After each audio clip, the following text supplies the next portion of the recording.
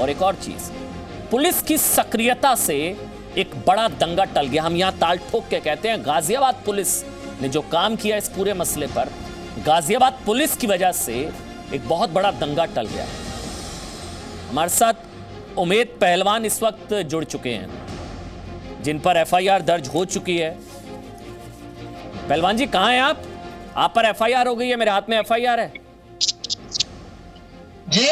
कहां पर हैं आप? हेलो, कहां पर है पहलवान जी? मैं आपके आसपास ही हूं। नहीं नहीं, कहां पे हैं कहां पे? लोकेशन क्या है आपकी? मेरी लोकेशन है नोएडा और बुलंदशहर के कहां? बीच में। नोएडा या बुलंदशहर? दोनों के बीच में। कहां पे? जगह बताएंगे? आपने तो कुछ गलत नहीं किया है ना, क्योंकि आप तो सही हैं, तो सहयोग करिए, जगह बताइए, पूरा देश देख रहा है देखिए, आपको। मैं चाहता हूं सिर्फ एक बात मेरी सुन लीजिए। कप्तान साहब मुझे फोन करें, मैं कप्तान साहब के पास जाने को तैयार हूं, अपना पक्ष रखने को तैयार हूं। पुलिस मेरी मदद करे, मैं पुलिस की मदद करने को तैयार हूं।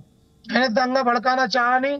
कप्तान साहब अभी मुझे फोन करें, मैं भी उनके ऑफिस, उनके निवास स्थान, जिस थाने, जिस चौकी, जहां बुलाना चाहते हो, मैं अपने आप को सरेंडर करने को तैयार हूं, क्योंकि मैंने ना कुछ गलत किया, ना मैं भागना चाहता हूं। कहां पर हैं आप?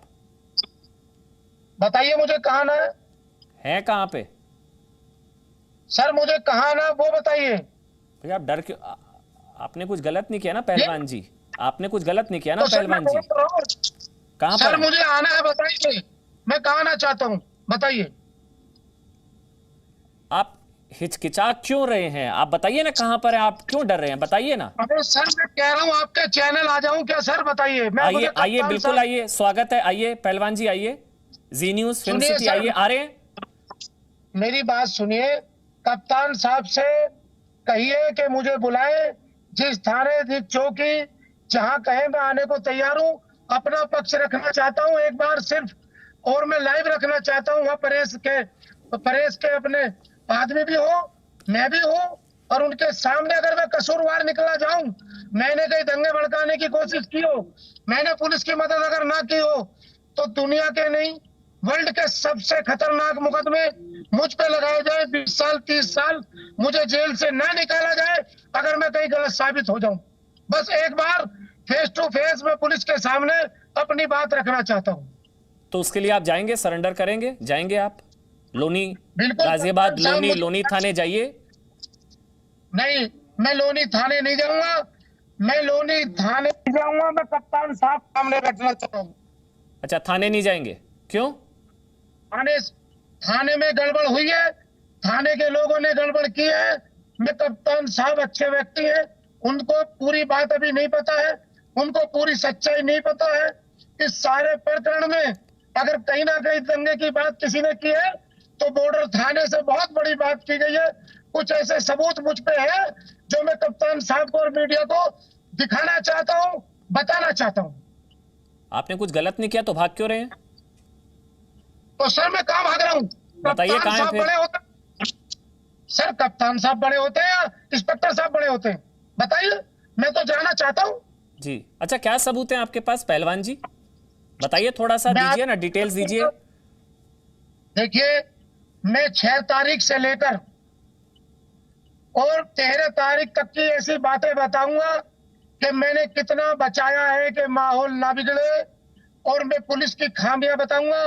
कुछ ऐसे लोग, जैसे आपने देखा है नंद किशोर गुर्जर विधायक, जो मुझ पर आज मुकदमा करा रहे हैं, वो व्यक्ति मुकदमा करा रहे हैं जो बकरा ईद पे मुसलमानों को काटने की बात करते हैं, बच्चों की कुर्बानी की बात करते हैं।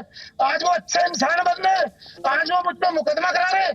वो नंद किशोर गुर्जर, जिन्होंने कभी अच्छी बात नहीं की, लोनी से उनके डर की वजह से मुसलमान पलायन कर चुके हैं। पहलवान जी, उनकी इतनी गुंडी है पहलवान कि जी, कॉलोनी की कॉलोनी पहलवान जी आप पर, नेस्तनाबूद कर चुके हैं। पहलवान जी आप पर 153 ए, 153 ए, जी 295 जी ए, 504, जी 505, ये सारी धाराएं लगाई जी। गई हैं। ये सारी धाराएं आप पर जो आरोप है, मेरे हाथ में एफआईआर है, सुन लीजिए। अब सुन लीजिए पहलवान जी, आपकी जानकारी के लिए बता रहा हूं। आप पर एफआईआर में यह लिखा गया है कि आपने सामाजिक सौहार्द बिगाड़ने का प्रयास किया और धार्मिक भावनाएं आहत हुई, दो समुदायों को लड़ाने, धार्मिक आधार पर जो बातें की, इससे सांप्रदायिक रंग दिया और सांप्रदायिक सौहार्द बिगाड़ने का आपने प्रयास किया। क्या कहेंगे आप? देखिए, अगर हमने ये काम किया होता, जब अदर पार्टी वालों के फोन आने लगे चचा के परिवार पे, तो हमने चचा से कहा कि चचा इसको राजनीति मुद्दा मत बनाने देना। ना हमने किसी कांग्रेस के नेता को मिलने दिया, न बसपा के नेता को मिलने दिया, न बीजेपी के किसी नेता को मिलने दिया। हमने किसी पार्टी के नेता को चचा से नहीं मिलने दिया और मीडिया के सामने नहीं आने दिया। ये हमारी सच्चाई बयान करती है कि अगर हम ये जय श्री राम वाला एंगल क्यों डाला आपने? आपको समाजवादी पार्टी ने कहा था या आपने खुद किया? ये जो झूठ बोला जय श्री राम वाला, ये क्यों किया आपने? जितना चचा ने मुझे बोला, अगर आप लोग यकीन करते हो तो मेरा एक ही बेटा है, सिर्फ 4 बेटी है। मैं मस्जिद में वजू बनाकर कसम खाऊंगा अपने बेटे को लेकर कि किसी के कहने से मैंने काम नहीं किया, मैंने इसमें राजनीति नहीं की, मैंने उम्मीद पहलवानी जय श्री राम वाला एंगल आपने क्यों डाला? इसको कम्युनल क्यों बनाया? किसके कहने पर? साहब, राम तो हमारे देश के राजा थे, अपने राजा का नाम लेने में क्या दिक्कत है? हमें राम का नाम लेने में जय श्री राम का नारा उनसे लगवाया गया, नहीं लगाने पर उनकी दाढ़ी काट दी गई। ये झूठ आपने क्यों बोला? देखिए, मैंने नहीं बोला, ये चचा के बयान है सर, ये चचा के बयान है, मेरे बयान नहीं है। मेरी गलती इतनी है, एक मैं दाढ़ी में हूँ, एक टोपी में हूँ, और आपने मुझे समाजवादी का नेता बनाकर पेश कर दिया। इसलिए आप लोग मेरे जज्बातों से खेल रहे हैं। 6 तारीख से मैं कितना दुखी हूँ, एक बात पहलवान जी अभी दुखी मत होइए। पहलवान जी दुखी मत होइए, अभी और दुखी होना बाकी है। अब सारी पहलवानी आपकी निकलेगी शायद जेल में संभवतः, लेकिन मेरे को बस इतना बताइए उमेश जी। नहीं पहलवान जी, हमें हक पे 50 बार जेल जाने को तैयार है। जी हक पे 50 बार जेल जाने को तैयार है। ठीक है पहलवान जी, आपको नहीं पता था कि मारने पीटने वालों में मुस्लिम भी थे? खुदा मुझे नहीं पता था। पहली बात तो अभी भी ये जाहिर नहीं हुआ कि मुसलमानों ने मारा है। आप सारी फुटेज देख लीजिए पुलिस की, वहाँ कहीं मुसलमानों ने मारा है। आपको ये नहीं पता था कि मारने वालों में मुस्लिम थे? तो अभी ये साबित हुआ कि मुसलमानों ने मारा है। क्या आपको पता है कि परवेज गुजर को किसने पकड़वाया? मैंने पकड़वाया। ये बात मैं कैसे साबित हूँ? कप्तान साहब को तो बताऊंगा कि परवेज गुजर को किसने पकड़वाया? मैंने पकड़वाया। इस मामले उमेद पहलवान जी, फिर से मैं 10 बार यही सवाल पूछूंगा, आपको नहीं पता था मारने वालों में मुसलमान थे? मुझे नहीं पता। पहली बात तो मुसलमानों ने मारा ही नहीं, ये बात साबित ही नहीं हुई, और दूसरी बात मुझे पता भी नहीं था। ये आपको कैसे पता कि जो मुसलमान वहां पर थे आपके धर्म से जुड़े, उन्होंने नहीं मारा, वो सिर्फ वहां देख रहे थे, ये आपको कैसे पता? अब आप एक काम करिए, मैं 7 तारीख को फेसबुक लाइव आया, 7 तारीख को मेरी कॉल डिटेल निकालिए उस परवेज गुजर का जिसने वीडियो अपने घर बनाई चचा को मारते हुए। मुझ पे धमकी भरा फोन आया। अगर मेरे पे फोन परवेज गुजर का नहीं आया हो तो मेरी गर्दन काट देना। नहीं, आपको ये पता था कि ये जादुई ताबीज की वजह से लड़ाई थी? आपने नहीं पता था? कुछ नहीं पता था आपको? नहीं पता। कसम खाता हूं, मुझे नहीं पता। चलिए अब एक एक करके समझेंगे। आपको ये नहीं पता था ये जादुई ताबीज की लड़ाई थी, ठीक? नहीं बाखुदा मुझे नहीं पता था। दूसरा, आपको ये नहीं पता था कि जय श्री राम वाला कोई एंगल नहीं था? मुझे ये भी नहीं पता था। ठीक है, 2। तीसरा, आपको ये भी नहीं पता था कि मारने वाले जो लोग जिन्होंने अटैक किया, दाढ़ी काटी, उन लोगों में मुस्लिम भी थे, ये भी आपको नहीं पता था? मुझे ये भी नहीं पता। ये भी नहीं पता था। आपको कुछ नहीं पता था तो फिर आपने 7 तारीख को जो फेसबुक लाइव किया उसमें जो बातें आपने कही कि 4 से 5 हिंदू सबक सिखा दूंगा, वो हाल करूंगा, मैंने आपका पूरा फेसबुक लाइव देखा, कल भी परसों भी डिबेट में आने से पहले मैंने आपसे बात भी शायद की थी, उससे पहले भी। फिर आपने क्यों, जब आपको पता नहीं था कि ना जय श्री राम का एंगल था, ना मारने वाले सिर्फ हिंदू थे, मुसलमान भी थे, ना आपको यह पता था कि उनकी आपस को लड़ाई थी ताबीज वाली, फिर आपने पहलवान जी क्यों इसको सांप्रदायिक बनाया? आपको क्या फायदा हुआ? 2 समुदायों को लड़ाने से, सुन लीजिए उमेश जी, लड़ाने से आपको क्या मिलता? ये आप गलत कह रहे हैं। मैंने इसको सांप्रदायिक रोल नहीं बनाया, मैंने पुलिस की मदद की, मैंने वहां शांतिपूर्ण बना के रखा। मदद करिए पुलिस की, जाइए थाने। कहां पर है बता दीजिए हमको, पूरा देश इस वक्त देख रहा है।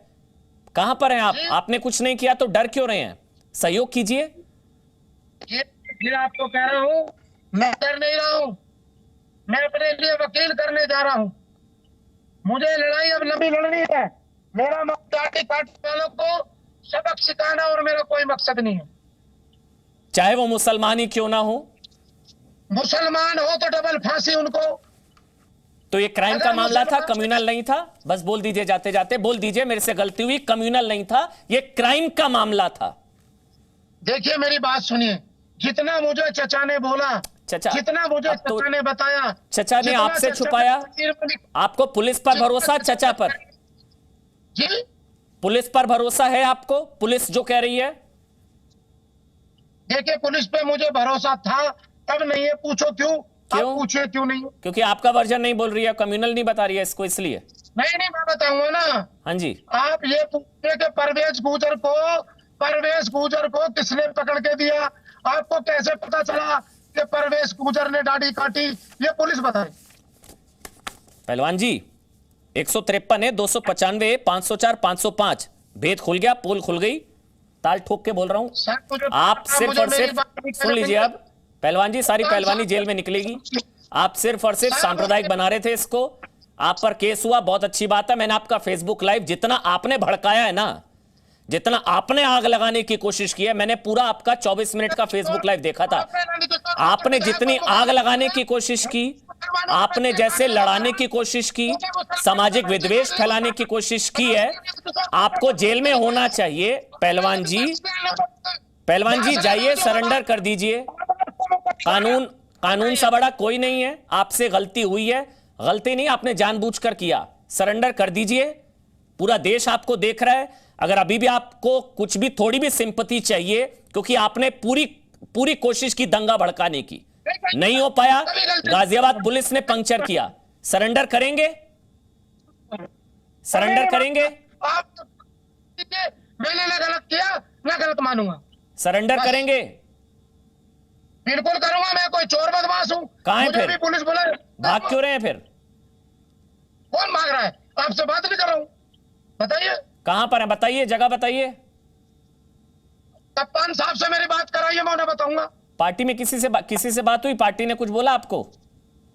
पार्टी की बात रहने दीजिए, फिर मैं कह दूंगा कि ये चुनावों के चक्कर में किया था आपने? आप बीजेपी का चैनल है, आप बीजेपी का चैनल है। नहीं। पार्टी की बात मत करिए। पहलवान जी, पूरी दुनिया आपसे, जानती है। पहलवान जी, बीजेपी जिस पर दंगा फैलाने का आरोप हो, उससे हमें पूरी दुनिया जानती है। सर्टिफिकेट नहीं चाहिए। पूरी दुनिया जानती है कि आप बीजेपी के पिट्ठू है। कौन नहीं जानता आपको?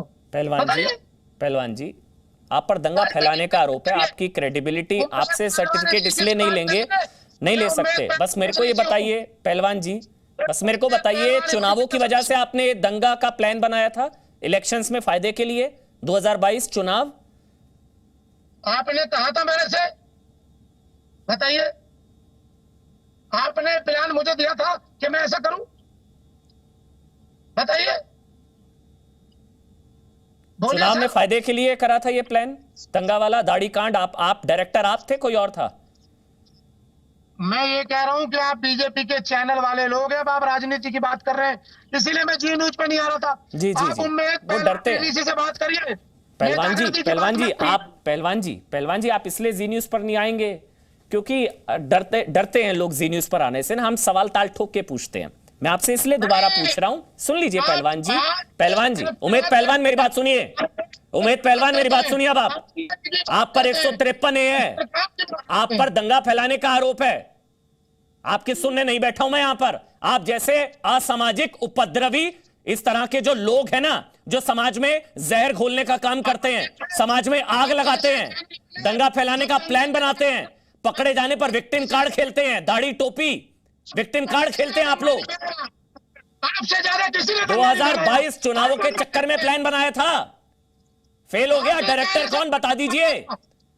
2022 चुनावों के चक्कर में दाढ़ी की स्क्रिप्ट किसने लिखी थी? ये दाढ़ी कांड की स्क्रिप्ट आपने लिखी थी पहलवान जी। अब तो पहलवानी जेल में निकलेगी, बता दीजिए। अब तो पहलवानी जेल में निकलनी है, सच बता दीजिए।